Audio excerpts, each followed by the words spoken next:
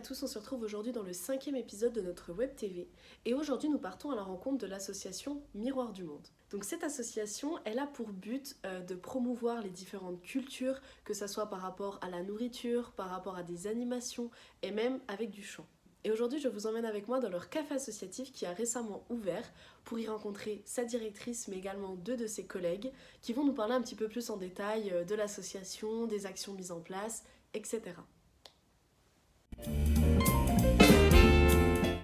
Alors du coup, bonjour à toutes. Donc on se retrouve aujourd'hui dans le 5e épisode, si je dis pas de bêtises, de notre web TV. Et donc aujourd'hui, je voulais vous rencontrer pour un petit peu du coup parler de votre association, un petit peu tout ce que vous faites, etc., son histoire, et voilà, pour un petit peu la présenter. Voilà. Bonjour à vous et merci. Donc l'association Miroir du Monde est née comme association Miroir des femmes reflets du monde en 2013.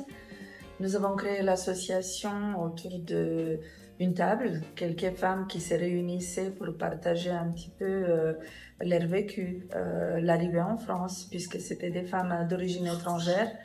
Et ensuite, on s'est vite rendu compte qu'on a plein de choses à se dire, plein de choses à faire ensemble, valoriser un petit peu nos identités propres, parler un petit peu de ce qu'on faisait auparavant et aussi comment on a vécu notre arrivée en France, partager aussi avec les Français, Françaises. Et finalement, on s'est vite rendu compte qu'une association, ça peut être très intéressant et aussi ça peut un petit peu cadrer des choses dans le sens où on va bien réfléchir à nos objectifs, où on va, qu'est-ce qu'on souhaite faire. Oui, rendre ça plus concret et avoir des vraies actions, une vraie ligne de conduite, quoi. Tout à fait. Voilà. Et donc, on a créé l'association. On était aussi les Talents des Cités. C'est un concours où on a déposé notre projet. Et rapidement, on a instauré notre vision, notre projet associatif de valorisation des langues et des cultures. Et on a développé rapidement des activités. Ok, donc du coup, depuis 2013, c'est devenu une association. Pardon. Et du coup, le café associatif, il a ouvert directement en 2013 ou c'est arrivé beaucoup plus tard Non, le café associatif, il a ouvert en mars 2024. Ah, okay. C'est un projet qui est dans les rails depuis 2018, je dirais, qui a mis du temps à se faire, mais qui est quand même partie de la demande des participants à l'association d'avoir un espace qui serait ouvert sur un temps plus large, en fait, et aussi un espace où on peut tout simplement s'installer, pas forcément participer à l'activité, juste avoir du monde autour, se sentir bien dans un espace à Planoise. Et en fait, on a mis un petit peu de temps au niveau du local. Ensuite, il y a eu le Covid qui a frappé, etc. Donc finalement, il y a eu cet espace qui s'est aussi qui a été rendu disponible. Et donc, on a saisi l'opportunité et on a ouvert en mars 2024. Ah, ok, donc c'est récent en fait. Moi, je me suis dit, ça fait quand même longtemps. Mais... Non, mais ça se voit, c'est dans l'air du temps, je veux dire, en termes de décoration et tout. Je me disais ça. À mon avis, ça fait pas 10 ans que c'est ouvert. Alors, ils ont fait des gros travaux, je pense. Mais... Ok, et donc du coup, ça marche comment? C'est une forme d'adhésion? On adhère à l'association et après on peut venir librement ou c'est ouvert à tout le monde aussi en dehors de l'association? C'est ouvert à tout le monde en dehors de l'association. Après, en fonction en fait des demandes des gens et tout ça, on peut proposer l'adhésion. Okay. Déjà pour les personnes qui viennent manger le midi, on demande une adhésion. Mais ça c'est plus pour des raisons légales en fait pour pouvoir faire tourner vu qu'on a un statut associatif. Et puis après pour les personnes qui sont plus intéressées sur la partie animation justement vu qu'on a beaucoup d'activités d'animation qui se passent au café associatif maintenant.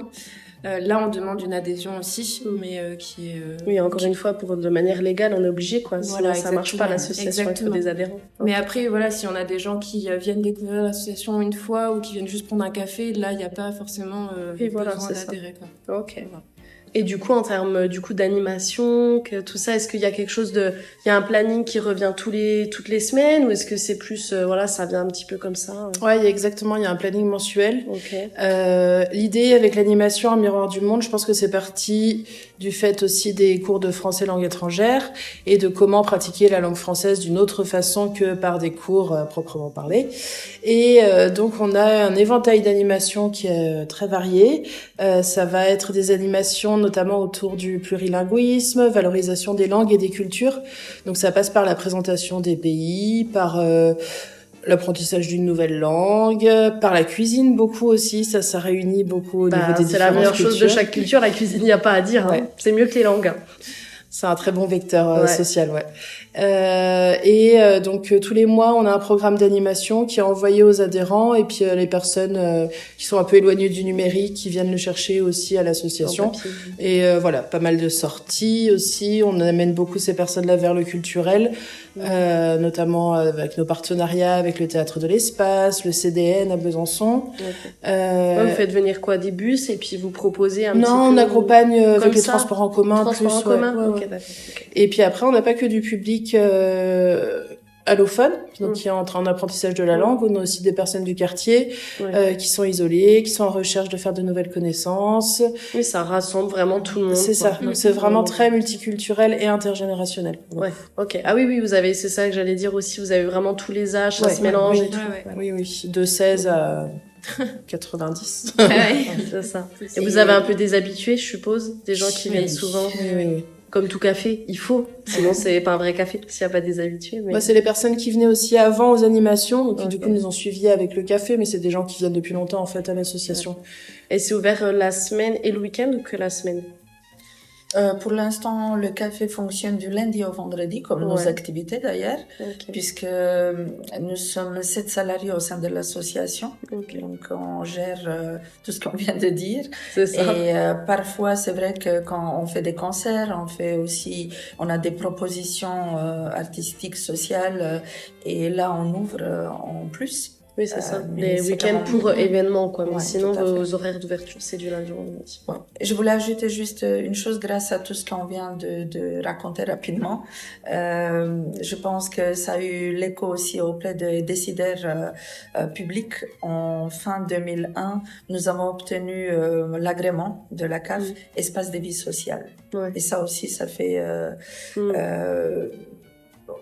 en fait, ça nous permet de proposer des activités, l'accompagnement des personnes aussi. Et de qualité, proposer, etc. Et de des activités diverses et variées. C'est sûr. Mais il fallait un peu de temps pour que ça se... Ok.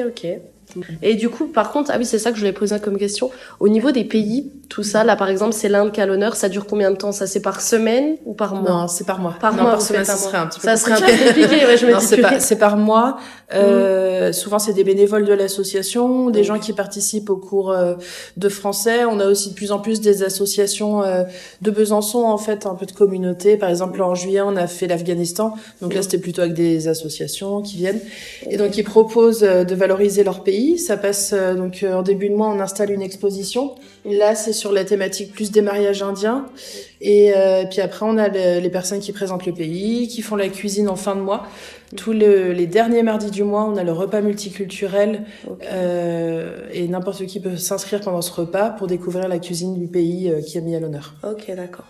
Et puis ça passe donc par la nourriture, les activités, et puis la déco, quoi. Oui, exactement. Et puis on essaye aussi de travailler avec des acteurs, et pas seulement local, quand je dis local, du quartier, mais aussi de sortir au-delà. On a un projet, en fait, une action maintenant, qu'on mène depuis 8 ans. Dans le quartier Village du Monde. Et là, on réunit plus de 30 acteurs, et notamment Amuso. On a travaillé en 2024 avec Amuso. Et finalement, tout ça, c'est des créations vraiment... Ça permet de créer des partenariats, puis d'ouvrir un petit peu, puis de faire connaître en plus, parce que forcément...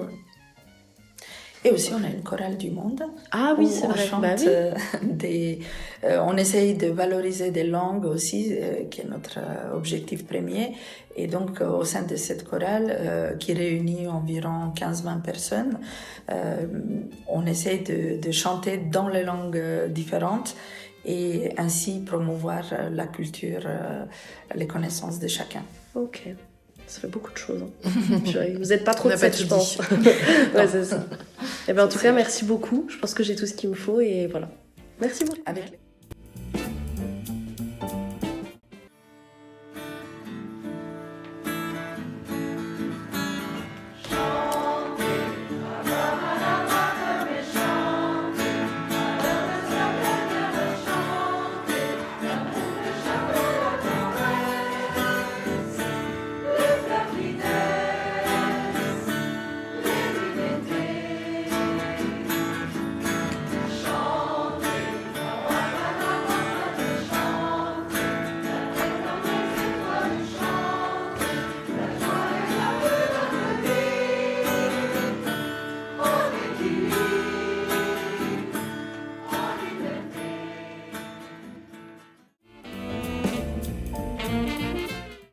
passons maintenant à la partie tuto. Alors aujourd'hui, je vais vous expliquer un petit peu plus en détail comment on s'inscrit à un événement et plus particulièrement à l'événement prochain qui est donc le repas concert du 22 mars. Lors de ce repas, vous pourrez donc profiter d'un apéritif musical animé par nos professeurs, suivi d'un dîner-concert pour clôturer la soirée en beauté. Au menu, des boîtes chaudes franc-comtoises, avec un tarif de 25 € pour les plus de 12 ans et de 15 € pour les moins de 12 ans. Celui-ci se déroulera donc le 22 mars à partir de 18h30 dans la salle des fêtes de Chemaudin-Évaux. Donc sur le site, on va se rendre directement dans la catégorie événements. On va donc arriver sur l'agenda culturel du mois. Alors il y a deux moyens de s'y rendre. Soit on se rend directement dans l'agenda en mars 2025, on clique sur l'événement et là on arrive directement sur le petit bouton « Je participe » et on accède au formulaire d'inscription. Ou alors on descend un petit peu et on a du coup chaque événement qui est répertorié par mois. Et sur le mois de mars, on a également ici le formulaire d'inscription sous forme de bouton pour y accéder. Et donc ensuite, une fois qu'on est sur ce formulaire, c'est assez simple. Il suffit juste de cliquer sur « Je participe » et ensuite de rentrer ces informations ainsi que le montant souhaité. Et voilà, j'espère que ce tuto vous sera utile et voilà, ça fonctionne pareil pour chaque événement. Tu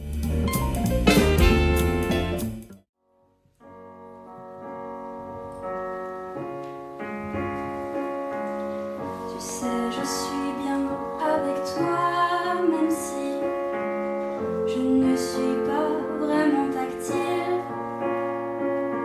Quand on marche côte à côte, ça me va. Je sais pourtant que c'est pas facile pour toi.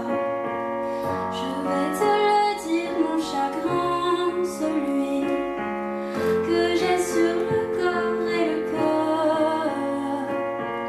Parce que j'ai confiance en moi, enfin, et qu'elles ne me font pas peur, tes mains.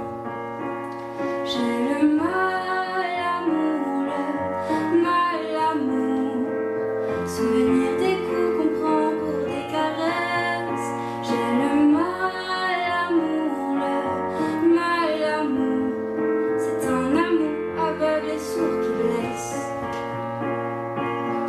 T'as vu, l'hiver est en avance, le froid, ces feuilles qui tombent à la paix, et ces branches nues sans défense, je crois qu'elles me font signe et me rappellent cette fois où sous mes pas son escalier craquait, moi devant sa porte bleu pâle. Ce bleu qu'on se fait quand on se fait mal, je frappais, heureuse, craintive ou un peu les deux. J'ai le mal amour, le mal amour. Souvenir des coups qu'on prend pour des caresses. J'ai le mal amour, le mal amour. C'est un amour aveugle et sourd qui blesse. Il m'a tiré comme un aimant, moi la mal aimée, lui le mal amant. Oh, oh, oh. Si je n'avais pas touché le sol, ce jour-là je serais devenue folle. Oh, oh, oh. Je n'ai plus honte, il faut que tu saches assez de toutes les plaies que l'on cache et de tous les bruits que l'on garde en soi. Tout ce mal qu'on se fait pas, amour. Adieu le mal.